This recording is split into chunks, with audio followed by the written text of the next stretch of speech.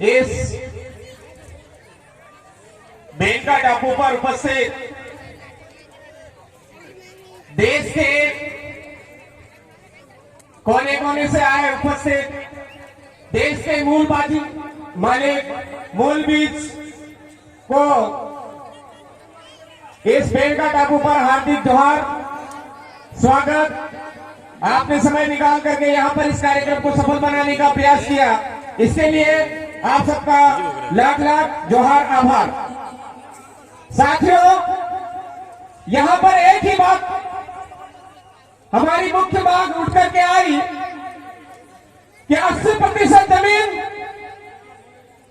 बेलका टापू की जो जमीन है वो आदिवासियों के नाम पर होनी चाहिए। लेकिन साथियों, हमको पता होना चाहिए कि जिस दिन से इस देश का नाम भारत में पड़ा था, उस दिन से हम यहां रह रहे हैं। भारत नाम तो बाद में पड़ा है। जब देश का नाम ही भारत बाद में पड़ा है, तो देश के मूल बीज को जमीन मांगने की जरूरत कैसे पड़ने लग गई है, सोचने का विषय मेरे साथियों। यहां पर ये जो बेलका टापू है, आज जहां पर साफ सफाई दिख रही है, ये ढोल धतूरे लगा करके बैठे हुए लोग हैं। इनके बारे में हमको पता नहीं चलना चाहिए कि यहां पर माफी भीड़ की जो कदम है वो पहले पड़े हैं या ढोल धतूरों के।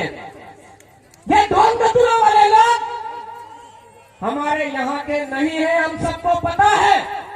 उसके बावजूद हम लोग डूंगे परंडा को भूल गए, उसके बावजूद नरुआ नरमा को भूल गए, उसके बावजूद हम बादशाह से पोटा को भूल गए। हमारे बाप दादाओं ने हमको अधिकार दिया है संवैधानिक लड़ाई लड़ने का, लेकिन अगर संवैधानिक लड़ाई नहीं मानता है तो हमारे डूंगे परंडा के हथियारों को भी गोल टारगेट करके रखने की जरूरत है, हमको समझने की जरूरत है। नरुआ नरमा के हथियारों को गोल टारगेट करके रखने की जरूरत है। बेलका की जमीन अपने आप खाली मिलेगी। बादशाह के पोटा के हथियारों को भी गोल घेरा बना करके रखने की जरूरत है। आज नरुआ नरमा के वंशज है, उन सबको समझने की जरूरत है कि नरुआ नरमा के हथियारों के वंशज कितने लोग हैं, उनको गोल घेरा बना करके रखो। बेलका टापू अपने आप खाली मिलेगा मेरे साथी। ये हमारा कोई चैलेंज नहीं है, कोई दादागिरी नहीं है। ये हमारे बाप दादाओं की जमीन है, हमारे पुरखों की जमीन है। संवैधानिक हक अधिकार हमारे बोल रहे हैं। रामकृपाल भगत बनाम बिहार का जो जजमेंट है 2011 का जजमेंट, वो आज भी बोल रहा है कि इस एरिया के अंदर, अनुसूचित क्षेत्र के अंदर 1 इंच भी जमीन न केंद्र सरकार की है, न राज्य सरकार की है, न ही किराएदारों की है, न ही किराएदारों की है। ऐसा सुप्रीम कोर्ट का जजमेंट बोल रहा है। उसके बावजूद कलेक्टर सिविल एरिया का कानून हमारे ऊपर थोप रहा है। शेड्यूल एरिया का कानून बोलता है कि बिना कलेक्टर की पूर्व मंजूरी के कोई भी जमीन इधर उधर नहीं हो सकती है। उसके बावजूद ये ढोल धतूरे आ कहां से रहे हैं? आर्टिकल 19(6) का उल्लंघन करके आ रहे हैं। ये कलेक्टर को पोथी पाने उठा करके देख लेने की जरूरत है। और ऐसे कलेक्टर जो हमारे यहाँ पर पॉलिटिकल एजेंट बनकर के आज काम कर रहे हैं, उन पॉलिटिकल एजेंटों को समझने की जरूरत है मेरे साथियों। हमने मुगलों से भी कभी हार नहीं मानी थी, अंग्रेजों से कभी हार नहीं मानी थी, और जो चंद समय के लिए आए राजे रजवाड़े सामंतवादी सोच के लोग, उनसे भी कभी हार नहीं मानी थी। तो आज के समय में हमारी दो व्यवस्था हमको गुलाम बना रही है, उसके खिलाफ हम जंग क्यों नहीं छेड़ रहे हैं? दो व्यवस्थाएं, एक फूल की व्यवस्था, एक हाथ की व्यवस्था, वो भी उसी समय जो हमारे बाप दादाओं से लड़ने वाले लोग थे, उन्हीं वंशजों के द्वारा बनाई हुई पार्टियां हैं मेरे साथियों। समझने की जरूरत है।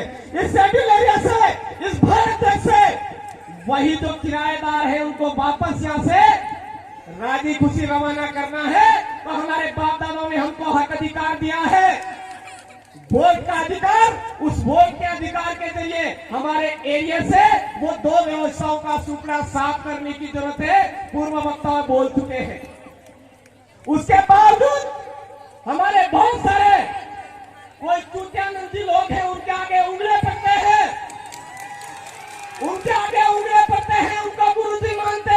हो सकता है कि उनका बीज ट्रांसफर हो गया इसलिए वो उंगली पड़ता होंगे, टेंशन नहीं है, हो सकता है, लेकिन हमको सबको जरूरत है, आज समझने की जरूरत है। मैं केवल इस बेलका टापू की बात नहीं कर रहा हूं, अभी हमारा गौतम वासी भी बाकी है, वहां पर भी हमारा कब्जा किसी और ने कर रखा, उसको भी आजाद करवाने की जरूरत है। फिर से मानगढ़ पर एक जो किराएदार है वो कल परसों आकर के हमको लुभावने, लालच वाले लुभाने भाषणों के जरिए हमको लुभाने की कोशिश कर रहा है। राष्ट्रीय स्मारक, अरे भाई तेरी क्या औकात है, तू राष्ट्रीय स्मारक घोषित करेगा? अगर इसके स्मारक को घोषित करना है तो भील आदिवासी राष्ट्रीय स्मारक घोषित करो, तब जानते हम आपके वहां आप आश्रम में हमारे हित मानगढ़ धाम को भील आदिवासी राष्ट्रीय स्मारक घोषित करो, तब हम मानेंगे कि हाँ आप हमारे हितैषी और हमारे लिए काम कर रहे हो।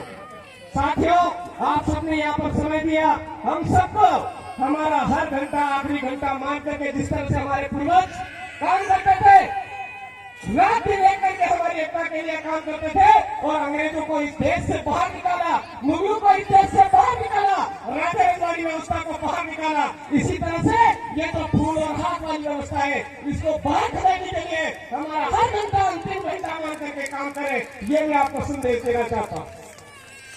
और आने वाले समय में जो यही तरह से मालवी भील ने बोला था, आज वो बना रहे जबरदस्ती ब्राह्मण, लेकिन मालवी भील है ये हम सबको समझने की जरूरत है। उन्होंने बोला था डोरी डोरी दीवा पड़ेगा, वाई में बात खाएगा, पानी में साएगा, पर्दा में पार उतरेगा, एवं टाइम में काया तमारू राज आएगा। आ गया है राज, हमको गुजरात, महाराष्ट्र, मध्य प्रदेश और राजस्थान मिला करके भील